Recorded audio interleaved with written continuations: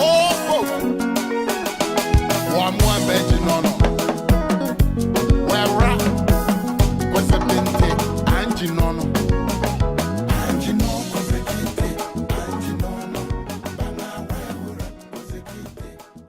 Volunteering for me means a way of saying thank you to the communities, the people, and the educational institutions who contributed in so many ways in making me who I am. There are so many people that I came across in my life journey as a professional and as an individual.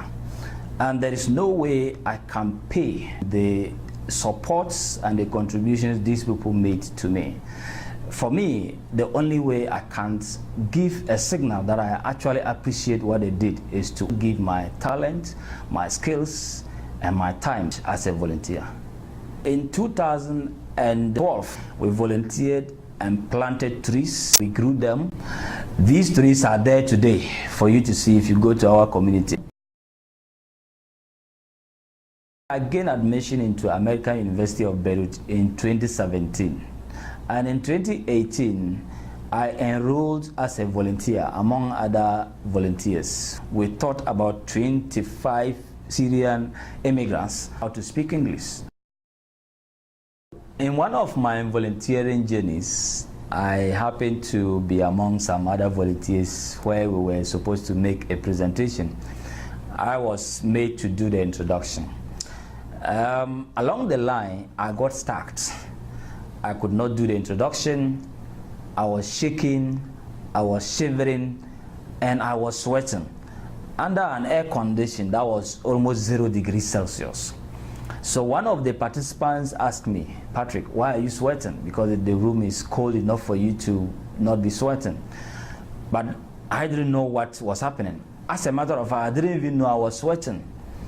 So nobody knew what was the problem. I myself didn't know what was the problem. But later on, I realized that, of course, the room was cold, but there was some kind of fire within me.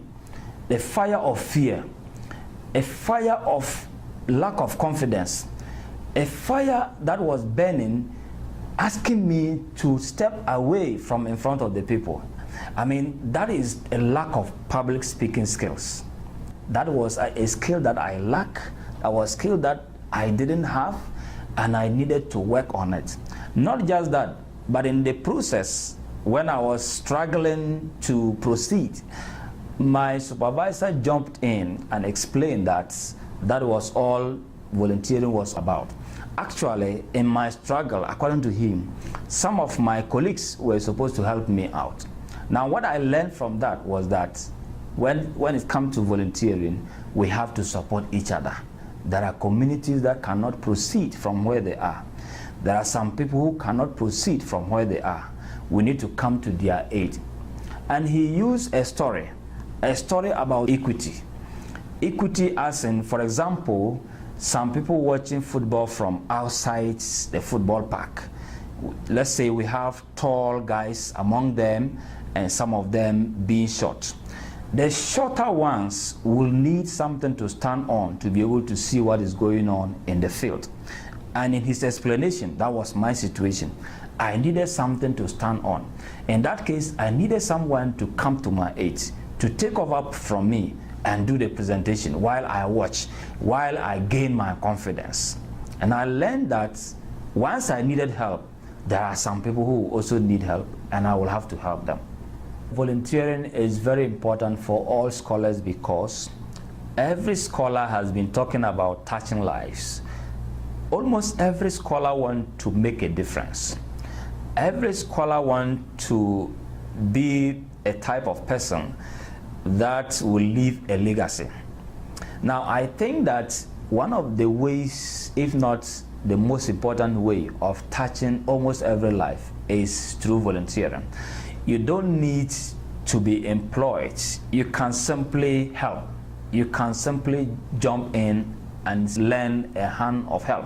You can simply help anywhere. So volunteering is a way that scholars can use to touch the lives that they want to touch, to make the difference that they want to make. That's one. Number two, most scholars are those that do not have experience.